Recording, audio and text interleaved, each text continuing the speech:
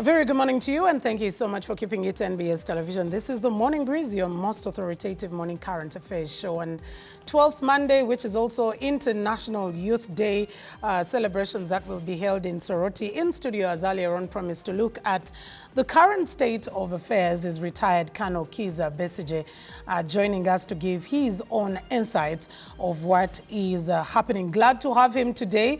Simon Norris boasts of being in his beautiful space at home in Kasangati, but today he is with us at the Political Command Center. Very good morning to you, Doctor, and a pleasure having you right here. Thank you very much, Mildred. It's always a great pleasure to be on the Morning Breeze, and indeed this time Simon has missed me. Yeah, he's missed the fresh air the other side, as he always boasts. Yes, I hope all of you out there who are tuned into Morning Breeze are all right on this Monday morning. And Mildred, allow me to first express my hearty congratulations to our Olympic team. Olympics closed last night in Paris.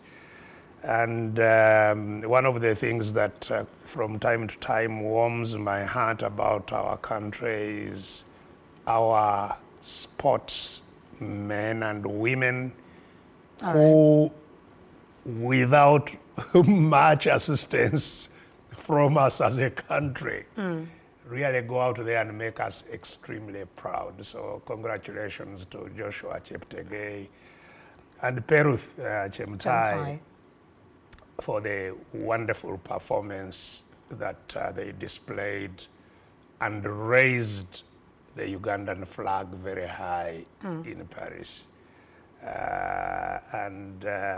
You know, I, of course, take off time to express my sympathies to all of you out there who have challenges, lost dear ones, and have all these health issues that we are grappling with in this day and age.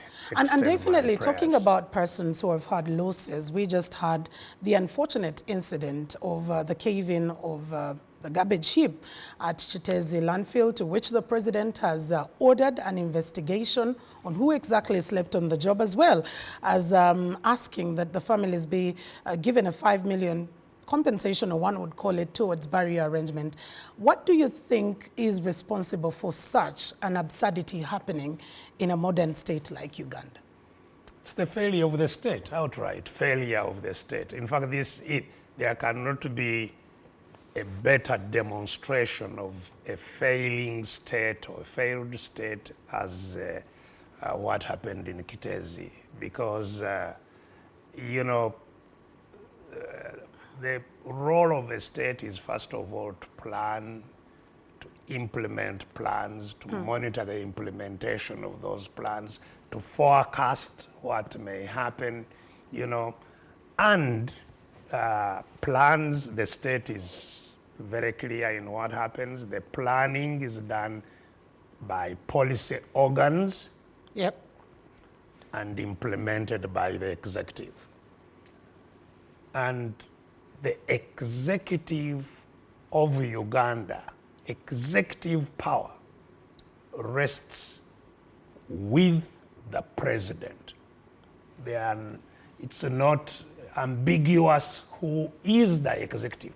Everybody functioning in the executive arm of government does so at the pleasure of the president, is under the president, is functioning on behalf of the president. Yeah, because the Constitution gives him that power. Absolutely. So failure of execution is failure of the president. The buck stops with him.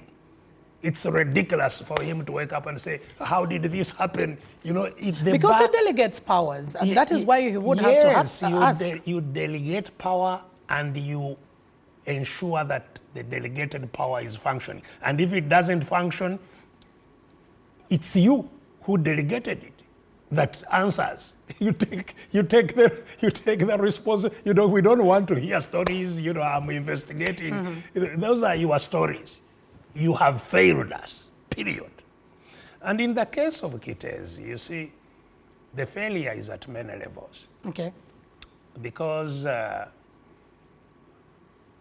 you know, those who were around and still following what was going on will know the kind of protest the people of that area made Sure. to try and stop that place being used as a landfill for garbage. You know, and there were many reasons that were given. As I have said, there were, you know, very loud protests, but they went ahead and did it.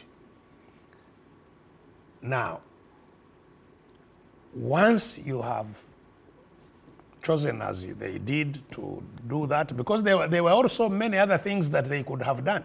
You know, the management of waste is something that has, of course, exercised the minds of many people in urban areas all over the world. And there are many better ways of managing waste than, you know, piling this garbage in a place like they did or they used to do here in Lugogo before they went to Kitezi. Yes, Doctor, but in that conversation about management is the aspect of waste segregation, which one would say it begins with the homestead, it begins with our mindset.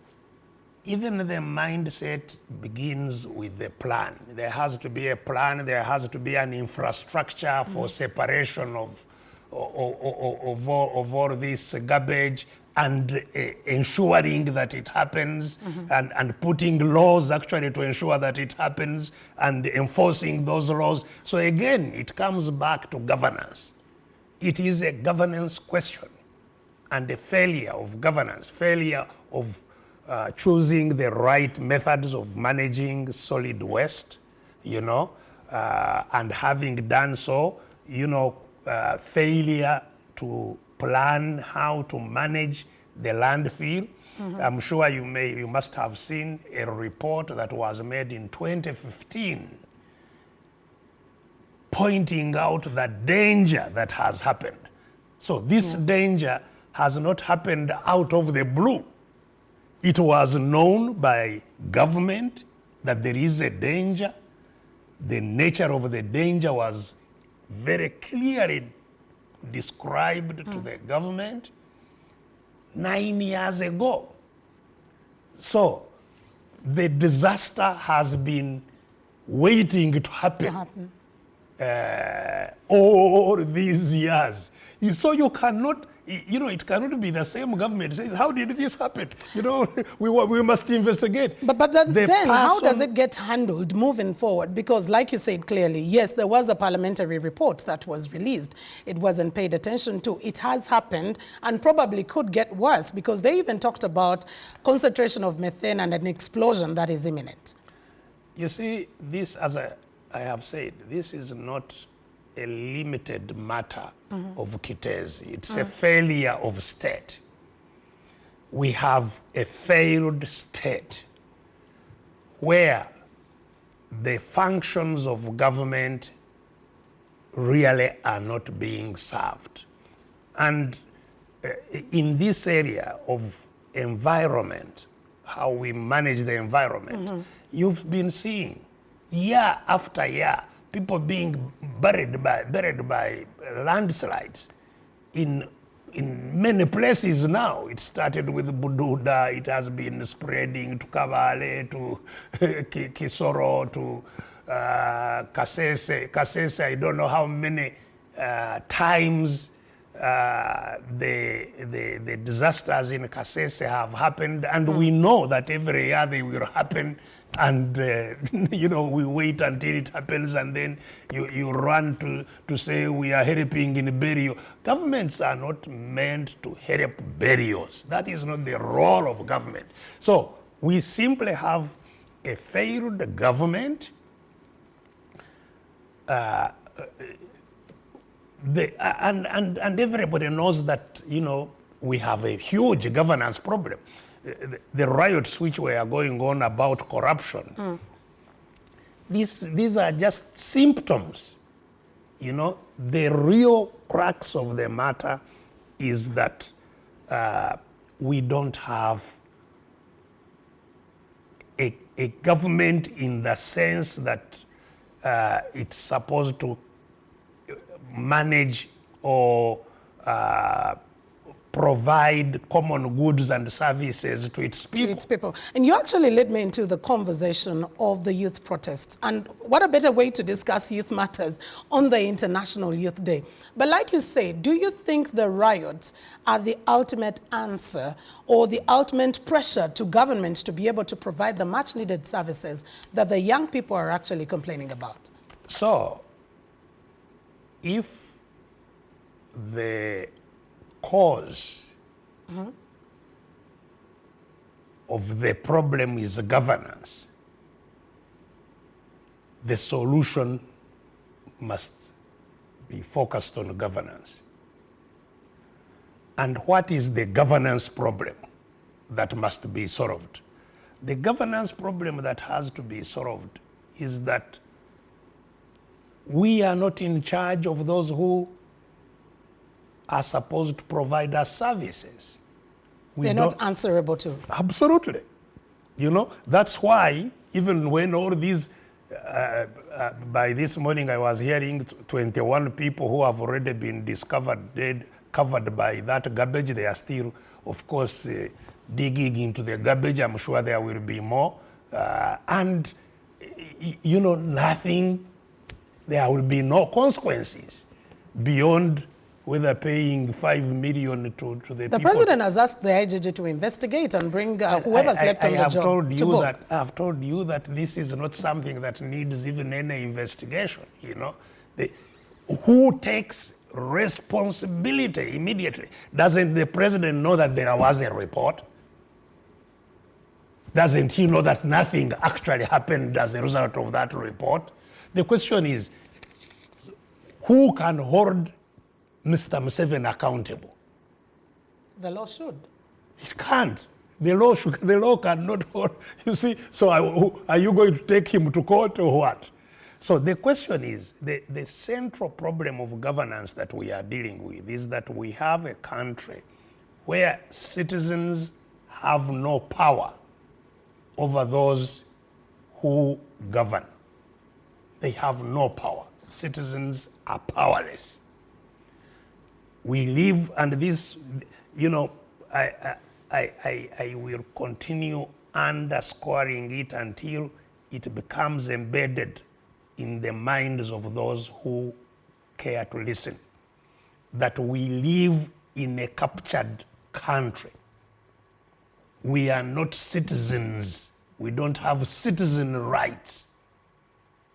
And so we are actually part of the garbage as far as those who captured the country are concerned. And then what happens is that to call for a sense of resignation because one does not have the power. So that's why you were asking whether protests are an ultimate solution. Are a solution. So the solution is to regain citizenship.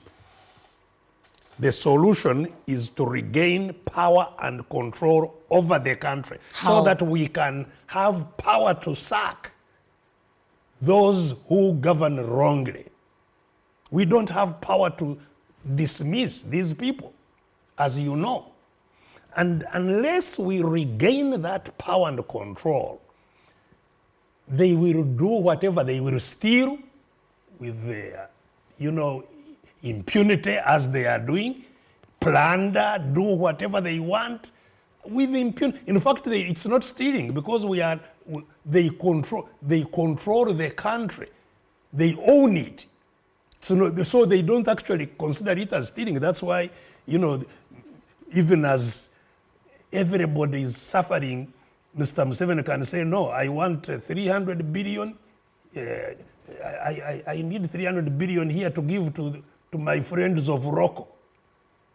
And our own people whom parents have suffered with to train as doctors are looking for 18 billion to complete their training so that they can be licensed as doctors. 18 billion will not be found. But 300 billion to give to a private person, foreigner, not even Ugandan, is available. And there is nothing we can do.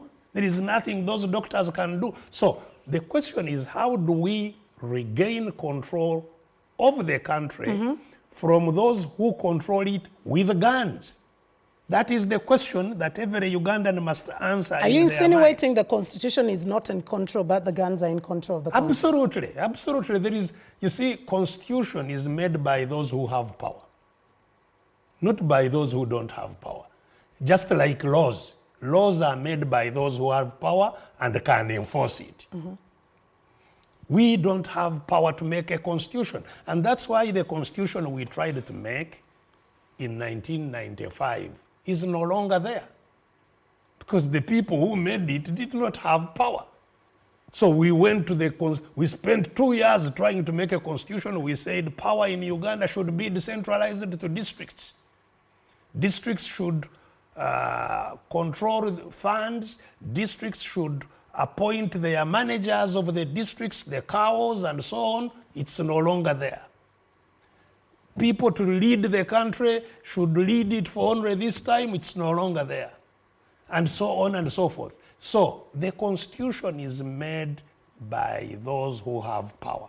Doctor, we don't have power to make a constitution. One would say you're just highlighting sections, and a constitution is not cast in stone. There can be amendments to it, and there have been amendments to particular sections, although they could be holding the crust. Is that to say that the entire constitution can be quashed because of amendments to particular sections? It's not just amendments to particular questions. It's a question of even how those amendments are made. How are those amendments made? Even the Constitution, you know, how is the Constitution made? This was a matter over which I raised issues of how even the 1995 Constitution was made. It was rigged, even the 1990, and I pointed out how it was rigged. Even the 1990, and subsequently, I'm sure you know how those amendments have happened, you know, bringing out tanks and so on, and you know, in order to make those amendments. So that is what needs to be resolved, the power. Where does power rest? So how does a powerless Ugandan get to regain their power? And this is where I would ask, protests provided for in the Constitution, are they a route? Are they a means to get back that power, to make the leaders accountable? Because that's what the young people or the youth with the march to Parliament were asking for. So the best thing that happened in the 1995 Constitution, and which fortunately still rests there, is Article 3.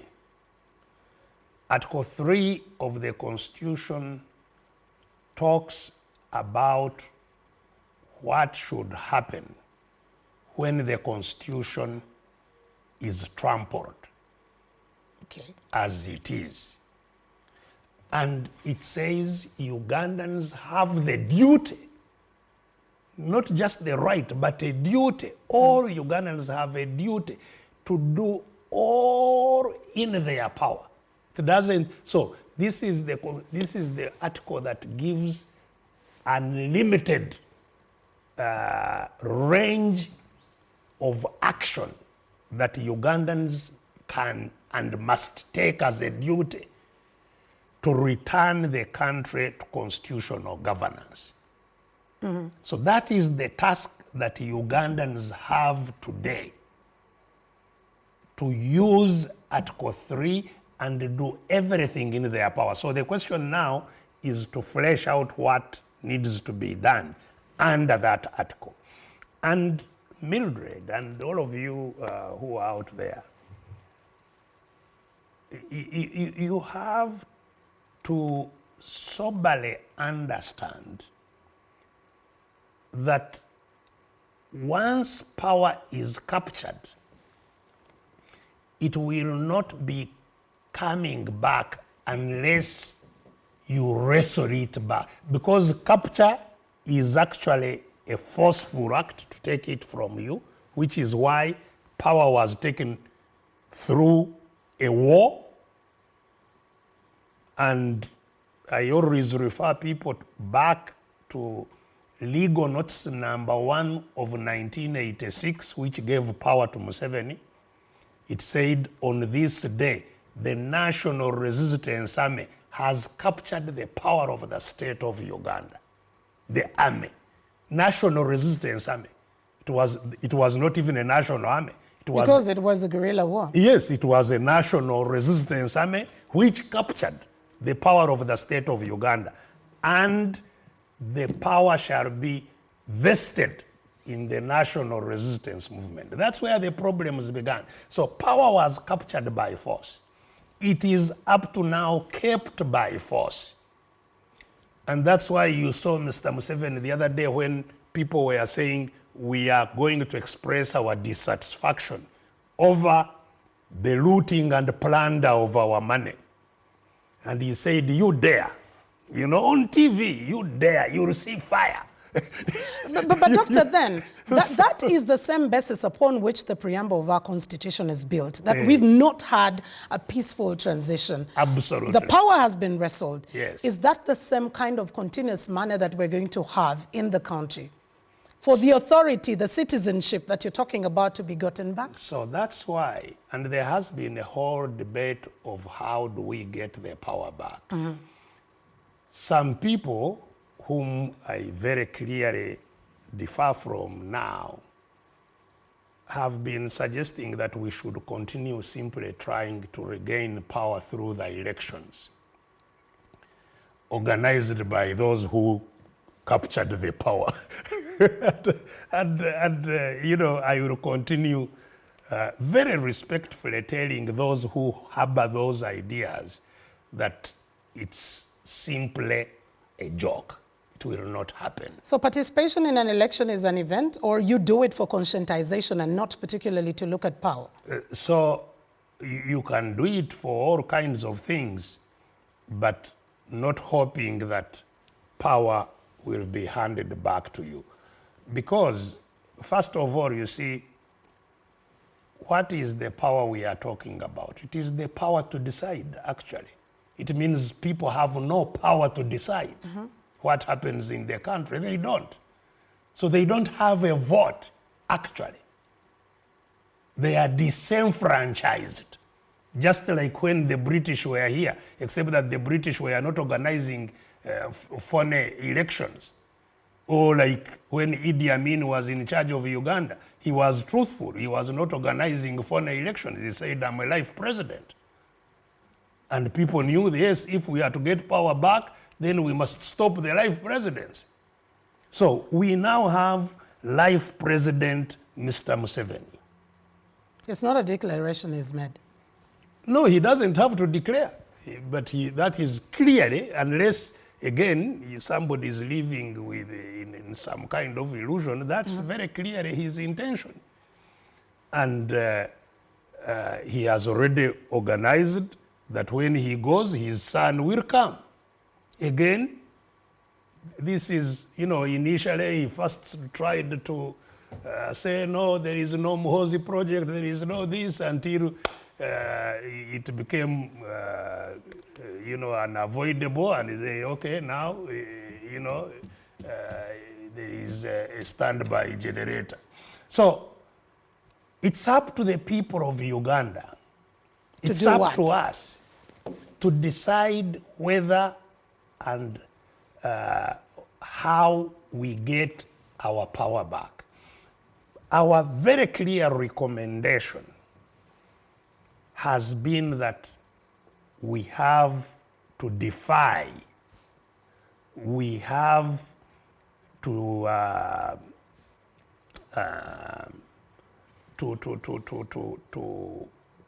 use our power to dissociate ourselves, and it's very easy to stop cooperation with those who hold us captive. Which also needs organization. It absolutely, needs being together. But we don't see that as well. If we don't see that, we shouldn't only look to see it, but to do it. And that is, as I have said, the duty of every Ugandan.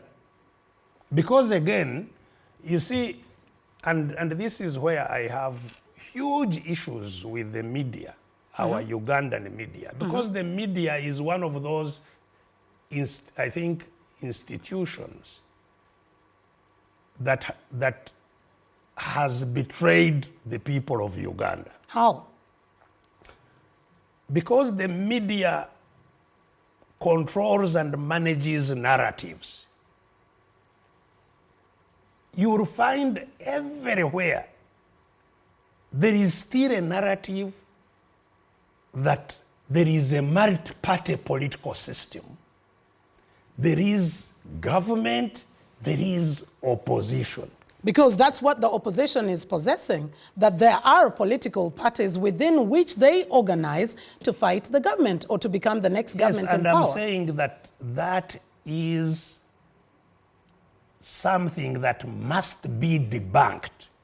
This country must debunk it. Doctor, do we have multi-party politics? Absolutely none. You can do we have political parties though? Yes, you have political parties, but you don't have a multi-party political system. So in other words, even the political parties can't function. They are there, but they can't function. Do we have an opposition as well in the country? The political parties, yeah, of course there is an opposition, and an opposition is not limited to political parties. That's very another true. thing. Yeah, that's so very there true. is an opposition, but there is no multi-party political system. You can never, Mildred, you can never have a multi-party political system where parties sit both on the opposition and in the government. There is no such multi-party political system anywhere in the world. That means they have allowed. You see, you can't allow something that is I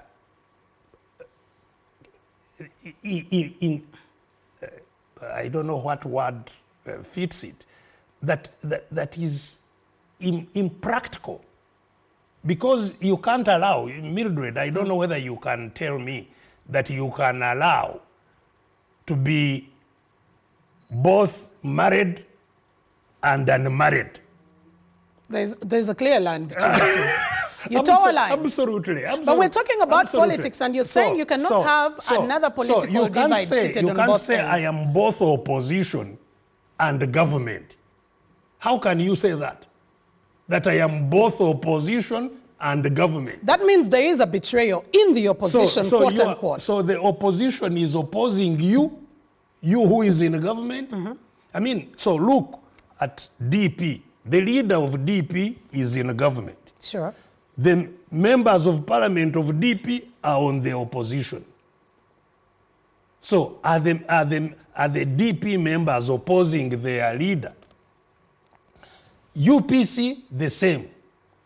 Even now, FDC is practically the same in parliament, you know, which is why there is confusion, you know.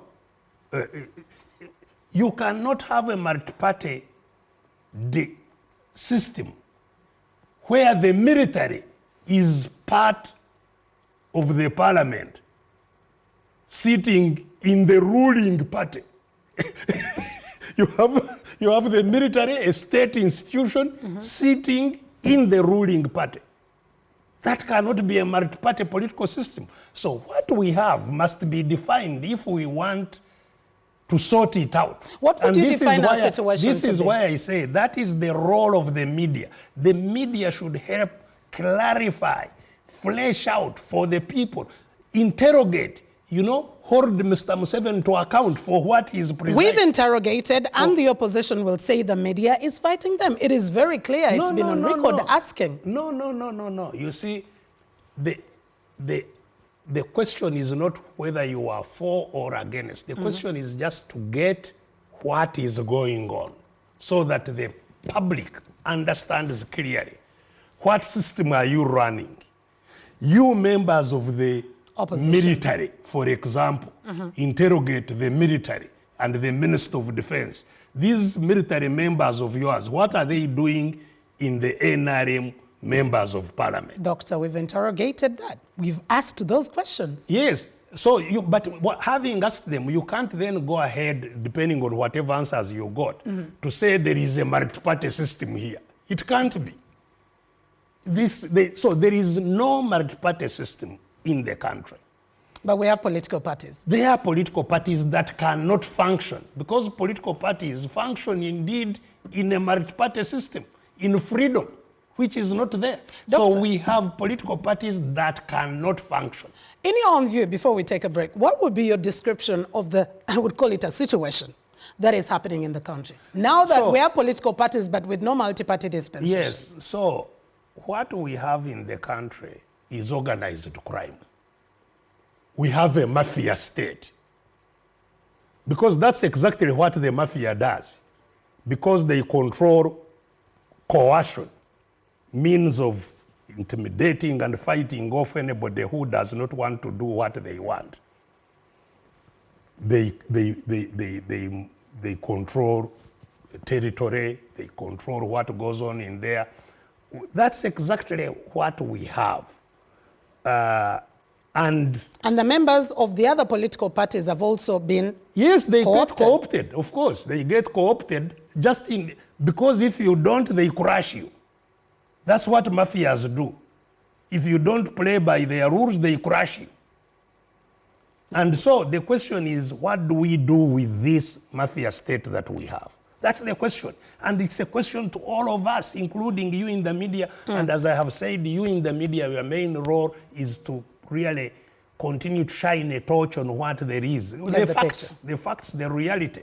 We don't want you don't have to take sides with anybody. You just shine a torch on what we are dealing with. All right, Doctor. And now we'll be delving deeper into that particular question, especially with what we are headed for in 2026, which is another election. And we're seeing a lot of organization around that. But first, let's take a very short commercial break, and then we'll delve deeper into how prepared we are for another election, which Doctor says is not an avenue that power can be wrestled from the current government.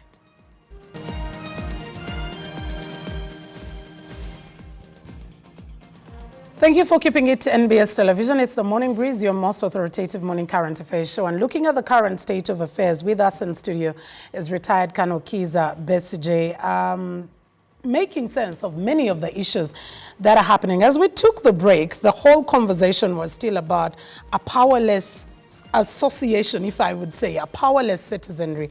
But how does that power get back to the people, just like the Constitution does vest that power in the people? So the power, if it is captured, it has to be wrestled back, period. We have to fight for our freedom in much the same way as we fought for our independence. We did not vote the British out. And some people keep on, I hear people saying, in Uganda, people can't resist a regime, The British colonial government here was not any less ruthless. It was not any less militant and with very potent weapons and power. And moreover, at the time, the Ugandan citizenry was far less informed, was far less communicating amongst itself, because the means of communication were hardly existent. There was only radio that was controlled by the state. One radio controlled by the state. There were no telephones. There were no, but nonetheless, Ugandans of that time, 1950s, 1940s, 1930s, resisted. Because there was leadership. And Doctor, that is where I want to get it. There was still leadership, because I don't want to believe there can't be any sort of organization or resistance without the leadership. Here we have the majority of the nation saying, we are tired of corruption. We are tired of what is going on, but we are leaderless, we are fearless. What does that explain then? being fearless, the people are. And Being leaderless? being leaderless, it has to be put in a context. And I think it's good that they are talking about being leaderless, because the context of their saying we are leaderless is because leadership has been defined in terms of leading political formations. So if we talk about leadership, they look at who is the FDC leader, who is the NUP leader, Personalization? who is the leader of UPC, JEMA, what? They look at that as the leadership.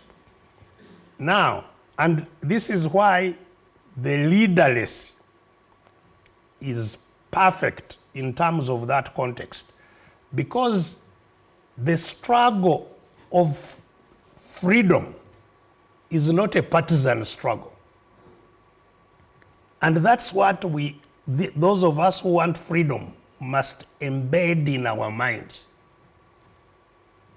What we have to win now, we shall not win on a partisan platform. No. Liberation will take place when all those different formations unite to first liberate themselves. But that doesn't seem to be the case, Doctor, especially when we are headed into election. Every party is planning on which seats am I taking. Actually, it happens even in elections. I can tell you for a fact that people who used to vote for me were not necessarily of my partisan belief. Sure.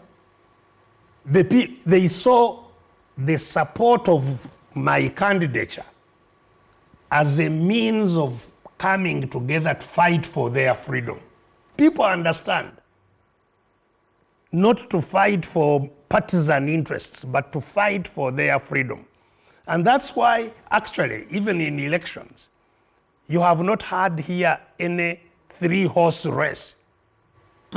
People always, and there are always very many candidates, but people look for what will give them the best opportunity to end the domination, and they rally around that to fight the domination. So it's the people understand. The people who don't understand are actually ourselves, the would-be leaders. And that's why there is a leadership deficit amongst us, because we don't get it up to now. When you say amongst us, that's amongst the political amongst parties. The political formations. The so-called political parties. They don't get it that, especially the leaderships, don't get it that this fight we must fight now is not a partisan fight. We must get that. Is that why unity in those formations has actually failed over the time? The people get it. The people of Uganda get it. The leaders still don't get it. Why? Selfish interests. And that's what must be fought. And the people, so these young people who are saying we are leaders, it's what they are addressing. And it's a powerful message. They are saying, so we are not here to be yellow, blue, red, what? We are here for freedom. Doctor. And that is the message. If they continue pushing it, which will align those who are, preoccupied with their partisan selfish interests, they will have to now follow. Are political parties a fallacy in Uganda? They are not a fallacy because, you see, associations, political associations, are places where people who have same political aspirations can gather to crystallize their thinking, to build leadership for their thinking, especially if it is to gain power, state power, that they have leaders who are knowledgeable about what it is they can do in government to sort out problems. Those are the reasons for political formation. Would you think the same or say the same about the formations we have? However, Mildred, it's not yet time for those partisan activities to take center stage. It's not. In Uganda? Yes, to start. And that's why those who want to divert us keep on drawing us. What is your political program? What do you want to do in education, in health, in this, in that? Yes, we all have these ideas of what needs to be done. And we can talk about them. There is no problem. But this is not the time for those ideas to contest each other. Because for them to contest each other as to which one is superior or better in whatever way, but that is a situation that requires a population that has power. And Doctor, one out there is thinking, you stood for presidency 4 times under a political formation as such, and one is asking, what was that for? So, first of all, I stood 4 times. Yes. And in the first 2 contests, where really I had no opportunity even to organize anyhow meaningfully in the country, because in 2001, I became a candidate or declared that I would contest, I think about 2 weeks after being released from the military. There were no political parties then. There were there were no political parties. It was individual merit. So again, so the contest was to highlight what was happening, which at that stage was really the fraud, the constitutional fraud, that there was an NRM system. And we punctured it and it failed, at least in law, because they had created a fake thing that there is a movement political system. Mm-hmm. And it was the election of 2001 that punctured it and it collapsed immediately.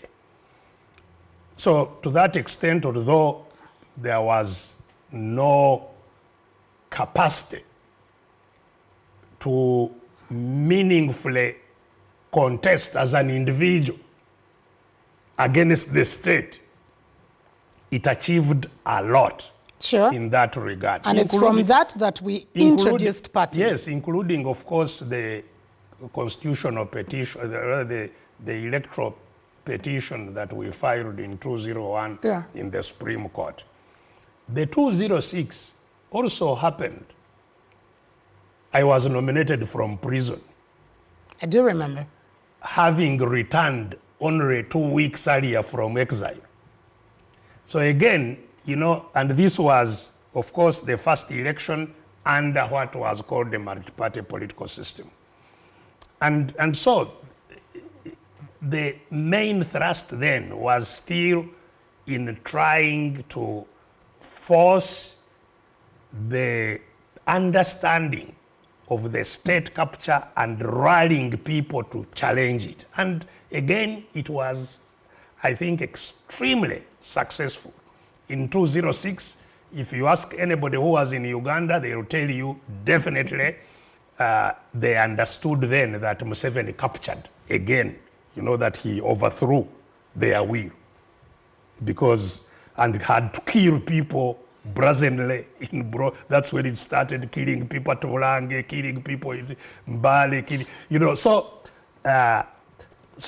every election has had its own issues. But having achieved those gains, we went to the 2011 elections, in which I was here for 5 years, in which we had now built party structures all over the country and were able now to, for the first time, challenge the incumbent state in an organized and well-managed way. Political party structures. Yes. For political parties that we don't seem to have developed over time. Pardon? Political structures for political parties, the formations that you've said haven't yet been developed for a time, and that those contradicting ideas don't seem to be the crust of what we should be discussing right now. No, they cannot be, because as I have told you, so 206 to 11 helped us to now test, because before 206 there were no parties. Mm-hmm. There was no freedom even within the constitution and in the law. 205, that barrier was broken. So 205 to 11 was now to test the system of what should have been a multi-party political system. And what did the test reveal? And the test revealed, and that's why I made it very clear after the 2011 elections, that the elections will not solve this. And you joined 2016 once Yes, again. and with a very clear message. I joined 2016 and made myself clear about what I was joining for. Not to be, and that's why eventually I had to announce myself, because I knew there was no system that could announce me. At nomination in the Electoral Commission, I told them, I'm not coming because I believe in you.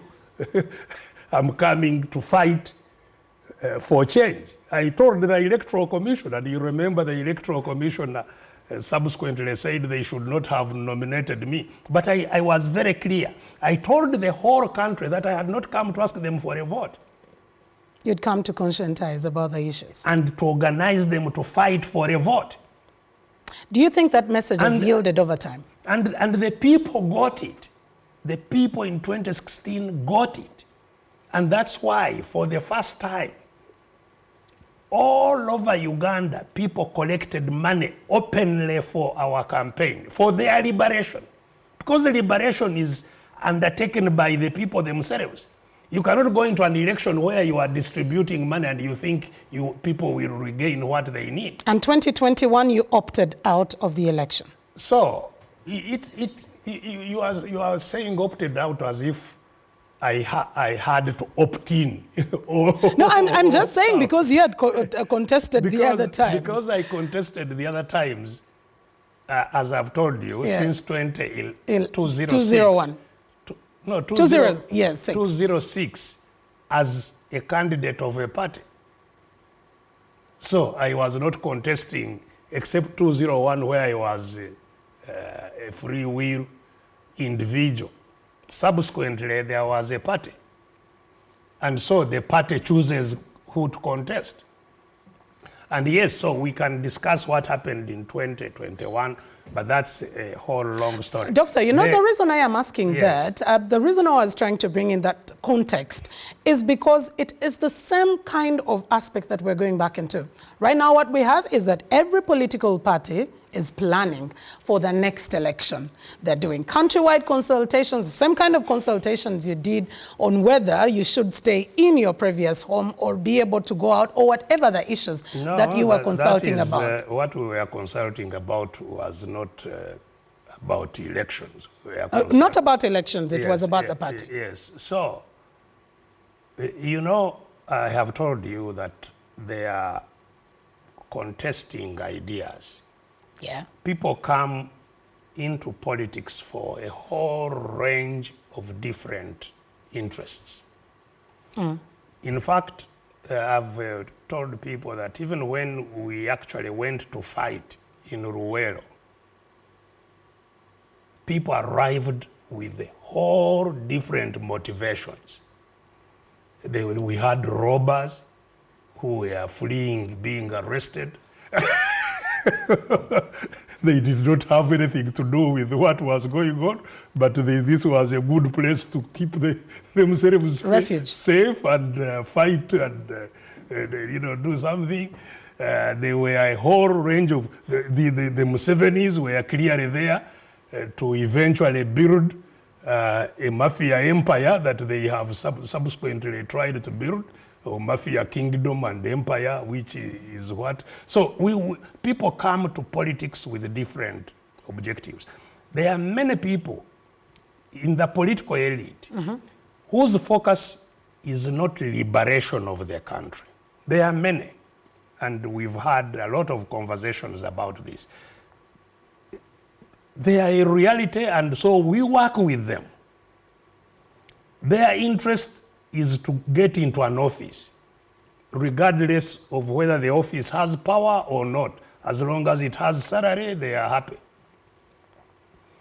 And these are, frankly, the majority of the political elites. They want to become MP, and they are busy MP to be. It doesn't matter whether, and it doesn't matter the party, whether they are NRM, whether they all have no power in that parliament.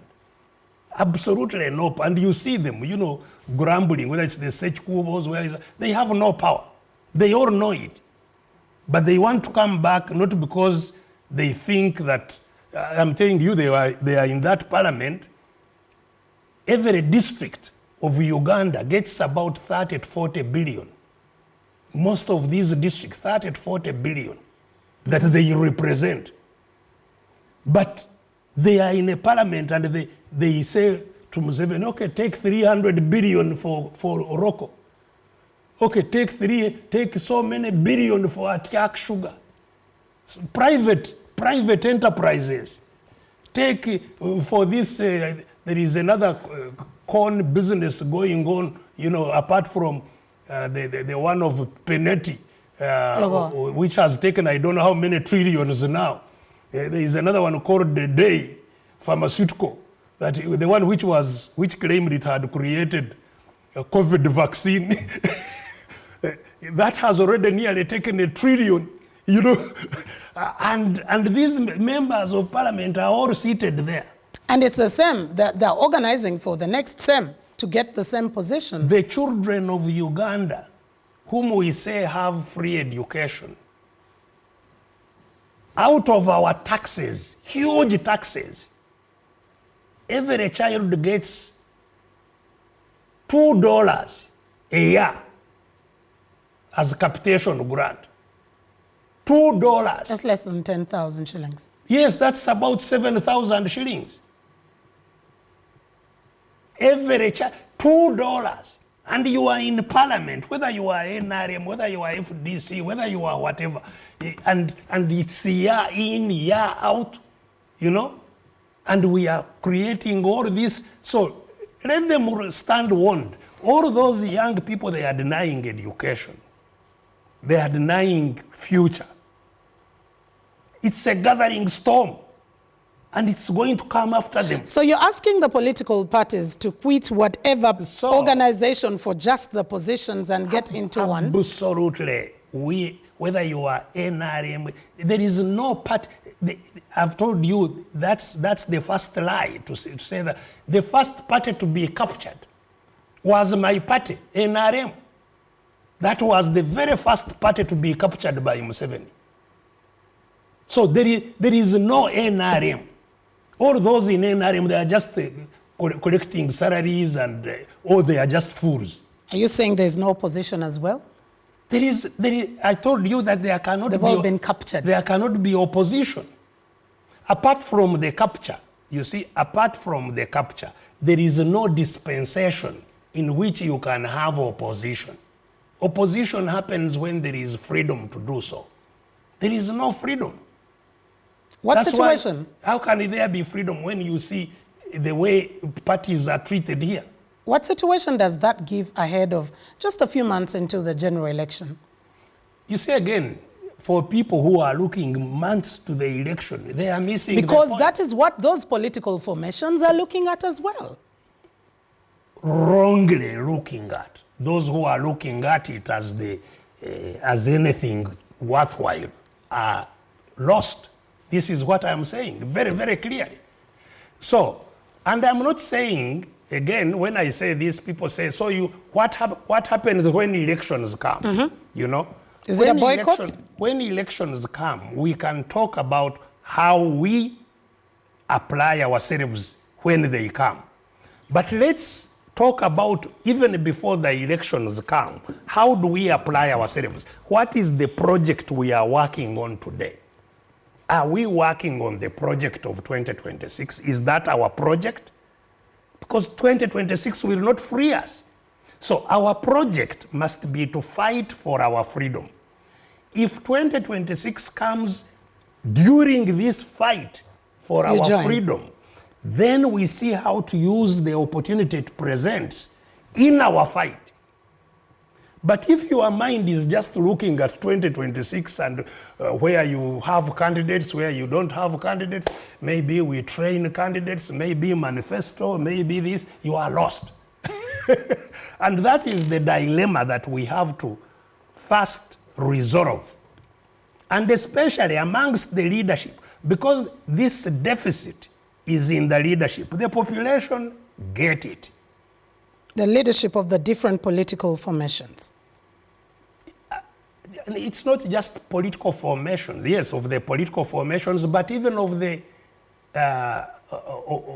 of civil society formations. Because what we are talking about is not just for political parties. It is all Ugandans who must first regain their freedom. For example, now, civil society formations have been decimated. There is really hardly any more civil society, Why so? except those which have been co-opted by the state.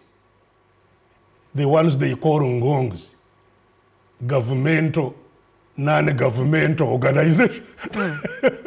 NGOs. Those are there. And those few which are still struggling, they are labeling them terrorists.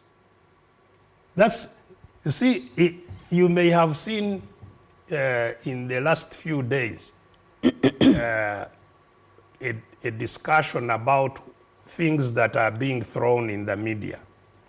First of all, there were FDC people who were captured in Kenya, illegally brought back to Uganda, and are now in Kitalia. Then you have heard, of course, the protests and the many people that have been arrested in the protests. You've heard the talk about foreigners interfering to and homosexuals, funding opposition and all this. So there is a construct, a very, very deliberate construct to now create protest against government as subversion. It's an ongoing, they want, in fact, I think they will soon pass a law. The leadership claims there is intelligence in that regard. That this is subversion, you know. You see, intelligence is intelligence. It's information gathering. Yeah. What becomes of interest to us, intelligence is within them, is for us to get facts. And one thinks that those facts can be presented in the courts. Intelligence should lead to getting facts that can lead to crimes being prosecuted. There is nothing, you know, because, for example, if you claim that there was intelligence maybe with our people that they were going to train on terrorism in Kenya, and you have that intelligence, so why not sit there and wait for that training in terrorism to happen? You record it, you get all these things, then you prosecute them. Do you do that in the army, that you wait for something to be able to happen and then? Yeah, but this is not an attack. This is training. Moreover, in a foreign country. So cooperate, there is East African cooperation, cooperate with Kenya, monitor what they are doing, put cameras even, see what this training is about. Why do you arrest them and say these people intended to train? Can an intention be a crime? The law is both proactive and reactive. Do you want only the reactive side to be taken? No. it can be proactive. But proactive does not create crimes. Get So- prosecuted. If there's no evidence, you're released. No, but you are prosecuted for acts. Or even if there are intentions, the intentions must be crystallized. You must have evidence of the intentions. You know? This is not about that. What is going on is because Mr. Museveni rightly knows that discontent in the country has reached an explosive level. He knows it. And I think if he wanted any taste of that, it was his coming out with threats. You dare, you receive fire. This is the original NRM. And people came. Dr. Besigye, is So- Uganda's so- problem Mr. Museveni? Of course, he's the one who captured power, as I told you. He's the one who runs it and his family. It He's- seems to have been said for all the other leaders that we have had. But even after their fall, the changes, the talk still remains the same. Of course. The reason he is a problem is that he captured the state. He could die today, somebody else will maintain the capture. He could be overthrown by another force, like he overthrew another force, and the new force will be the state, the one capturing our state. And it's going to be the same cycle for the country. Absolutely. So that's why the end to this is the people of Uganda demonstrating to those who have guns and use force that they, without guns, are more powerful than those with guns. Through social media? Through street protests? How? So once that happens, that's where you get the phenomenon of subordination of the military to civilian authority. You don't subordinate what you don't have power over. So the civilian authority must demonstrate to those who have guns that we are more powerful. You said there is lack of leadership. Then how is this also going to be able to? Everyone on their own? Leadership will develop and is developing. So those people who, for example, are saying we are fearless, we are leaderless, they are leaders. They themselves are leaders. You see, in Kenya, the Gen Zs, who is the leader of the Gen Zs? They have already taken over power in Kenya, actually. You saw, somebody who was elected only 2 years ago and so on, said, break that cabinet. I am breaking the cabinet. And now it's your time to go. And he will go. So, So that's the inspiration for Uganda's case. You see, it's not a Kenya, Uganda, or this. It's a dynamic of liberation. You saw what happened in Bangladesh. Yeah, Bangladesh is far removed from Kenya. So, was Bangladesh inspired by Kenya or whatever? As long as you hold people hostage, it's inherent that people will break out of that hostage, sooner or later. The question is, therefore, to create mechanisms that achieves the sooner rather than the later, because the longer it takes, the more disruptive the change will be. And those who are, with Mr. Museveni, especially the hunger zone, must know, that if they are not wise enough to know when it's time up, it will be terrible for them when the explosion comes, including those whom they use, in the police, in Bangladesh, again, these are not matters that are far in the history, all the policemen are in hiding from the population. You know, there is no police now in Bangladesh because the police leaders who are being used by the political dictator to cause violation of rights and, you know, cause all kinds of crimes. They are being hunted, you know. In our case,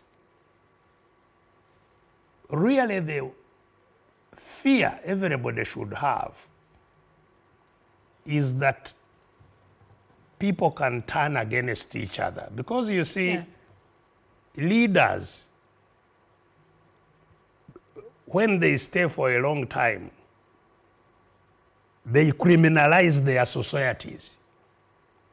Mr. Museveni is in the process of criminalizing people who come from Ankole and even the larger West, because he has for a long time sought loyalty from kinsmen, which is why, you know, people have been loudly calling out, you know, these people terrorizing in the police, in the military, who all seem to have names coming from the same area. Particular region. Yes. Now, this builds hatred that is not easy to touch, but which is there. And this is how genocides are constructed. You know, people having ill feelings against a whole group of people because largely they have been used and criminalized by the leaders. You saw what Kony was doing in northern Uganda, getting people and using them in commission of crimes so that then they can no longer retreat. They are bound by their common you know, problems now. So there is a danger for us as a country actually breaking up, having completely failed, like Somalia happened. What stops Somalia us were from just getting clans, but here we are nations. Yeah, what stops us from getting into that situation? Because definitely that's not a place for a country to be. So what sorts us out is a mixture of two things. First of all, it's for especially our young people, and Uganda is a country of young people. Sure. And it's those young people whose future is being robbed. So our young people must develop that common understanding that their fate is interlinked, and that they will not regain their future unless they resist and overcome the capture of their country. And resistance does not take necessarily the form of marches. You can resist by non-cooperation. You see, the traders, if they were organized, because part of the problem is that people are still looking at their problems as if they are sectionalized. Yes, as if they are problems of traders. They don't realize that what is causing the problem of traders is what is causing the problem of doctors, is what is causing the problems of teachers, is what is causing the problems of farmers or peasant households and so on. And that to resolve it, if we come together and say, no, we shall not cooperate with you, that's where its power ends. If all shops closed for a week, there would be no government here. If, you know, just border riders who are everywhere in the country and all of them desperate. That's why now a lot of crime is through the borders, because they are totally desperate. They don't own those bikes, by the way. They just ride them for other people. You know, they have nothing to lose. If those borders just got a little organized, 1 week, there would be a completely new government here. So we don't need to go and take up guns. We need to inform those with guns that we are more powerful than them. Peaceful and that means. is where every serious, freedom-seeking person in this country must focus their efforts, residing in Article number 3 of the Constitution, to work together to free our country. For the political parties, the way to go is the united forces of change, which we have already been constructing for quite some time. We must have a forum that is united around a strategy and plan. And the plan being? Because the plan being liberation. And the strategy being? The non-violent resistance. Okay. And the focus of all this cannot be the election of Mr. Museveni. We must fight from now. And I believe that if we do, we can cause change before then, ahead of the election. Was that but also, if the election comes before change, we can go into it in our fighting formation. That is a different arrangement. Was that also the gist of part of the consultations you were making across the country? And you are promising a delegates conference come next week. So the consultations actually took 2 forms. First, it was to deliver information about what happened in the political party. In the political party. How was FDC captured? You know, or even to inform them that actually it was captured. And that information is critical because it's then to inform them or to restate to them that we are a captured society. All our institutions are captured, whether they are state or non-state, they are captured. And that our mission, which is the mission, original mission of FDC, is liberation. That's how you get democratic change. Because democratic change means that you end the state capture, which is Uganda has never had change democratically. Sure. Uganda has always changed power by force. That's what the FDC sought to end. End change of power by force and usher in a democratic dispensation. So that mission is what, the consultation was about. This mission is still on. But our leaders have taken a different view. The leaders of FDC who were there took a different view. They said, we have gone to elections, they have failed. We have gone to defiance, it has failed, according to them. So, in order to survive, let's work with the regime. And that's the consultation. Because it would and this would not have been necessary if these views were democratically discussed in the party. Was it also hard for such views to actually be explained entirely through the leadership? Were they too blind to listen to the views that you expressed? Because you said no, you it's saw a, this it's coming. a persuasion. It's a persuasion because we discussed them, at least me and them, but it's a persuasion. And I'm perfectly at peace with anybody who holds any particular view that doesn't. That is different from yours. Yes. The question is how they manage those views.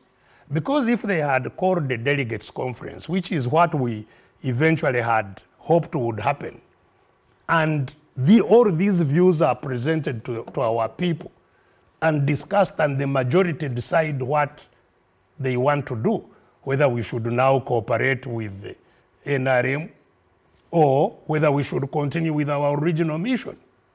That would have been perfect. If the majority chose we continue with our mission, then those who don't want to continue with the mission would go. If the majority thought we should cooperate with Museveni, those who don't want to cooperate with Museveni would leave the association. So have you now entirely decided to part ways with the people who don't believe in what you believe in, so you can be able to continue with your mission of liberation, like you say? Parting ways is not something that, to my mind, is debatable. But there are other options too for this, because as I've told you, it happened illegally, because the FDC decides through its organs. The supreme organ of the FDC is the National Delegates Conference, and it's also the one that elects its leaders. The National Delegates Conference, as our constitution dictates, can only be invited by the national chairperson of the party. And this is why I was, pushing you, the media, to help the country. Because you should ask those people in Najanankumbi, which delegates conference they claim elected them. And there was one which many of your people boycotted. Yes, the question is, because you go to them with their constitution, you say this is what the constitution says. We know who the chairman was, or had he been deposed? Because the chairman he had been deposed. No, but there is no constitutional mechanism to depose. So all that is what they should be interrogated with, to show that they are illegal according to our constitution. Because they are doing... Same way you should have stayed to interrogate the same with them. You see, that cannot, because indeed if you were following what was happening, that's when the use of force came in. And that's why even the delegates conference that had been invited by the chairperson, as should, was dispersed by the military and the police at Busabala. And that's how eventually they fled to Katonga, where they held the delegates conference. All these things happened in broad daylight in the presence of you, the media. So this is why I fought the media, the Ugandan media, because they are the front line of holding us accountable. Because there are constitutions, that you fail to go by. Yes, there are laws. Even as political parties, the same way we will allege the government has also failed to go by the constitution. Absolutely, absolutely. You should hold everybody to account. So it's more of the same kind of context happening. And where does a Uganda get to lie in this context? The reason we are talking about accountability, it's to the public. Yeah. The government has to account to the public. Parties are public bodies. They have to account to the public.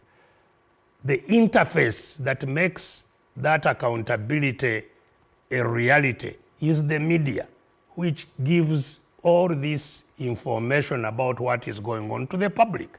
It's not to us. So you should hold parties accountable. You should hold the state and its organs accountable to the public. As we get to conclude this conversation, is it to say that your group or your team that you are working with to bring about this information, this accountability, exposing all these ills, is not in any way planning for the next election?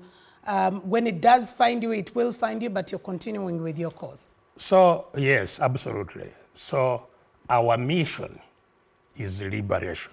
You're not very elections. Clearly. Our mission is liberation. And I've told you, for that liberation to happen, our formations need to work together for liberation. And And that, at least for me, the one you are talking to is the bottom line. You see, it's the bottom line that we must have our own plan to liberation. Those whose plans are limited to the next election are not my concern. They can go and plan for the next election. The next election, you have no plan for that. You're not planning for it. The plan I can have for it is what to do with it in the process of our fight.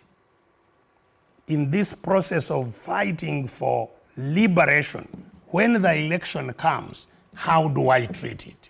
And yes, I should have plans for that, because one should have plans for everything. But the plan is not about the election or limited to the election. The plan and its end is liberation. What is intended for the 19th of this month, where you say you're holding a delegates conference? That is where the consultation that was ordered by the delegates conference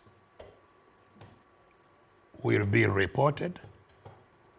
And as a result of that report, decisions will be taken as to how to go forward with the mission. All right, thank you very much. We'll definitely be here to be able to cover that. But thank you, Dr. Kizza Besigye, for sparing your time to be with us. Always a great pleasure, and have a great week, all of you. And probably a final message. It's International Youth Day. What message would you have for the youth? Yes, the youth, as we have said, are the owners of this country. Literally, more than 70% of our population are those youth. Yeah. Whose future has been robbed. And it's not just the youth of Uganda, it's the youth of Africa. Your future is robbed by these cabals that have taken hostage the country. Your mission as the youth of Uganda today is to liberate our country and to set it on a path that will create a better and prosperous future for yourselves and for humanity as a whole. And I love that you still maintained non-violent means. That is what you were referring to. Yeah, the strategy. You see, again, when we talk about strategy, it is the means from the beginning to the end. Yeah. Under that strategy, there are many tactics within the strategy. And some of those tactics may be anything, but they are not the main route that is maintained up to the end. All right. Thank you very much, Dr. Kizza Besigye. And to you, our viewer who's been watching The Morning Breeze, that's all we had time for. Good morning and God bless you.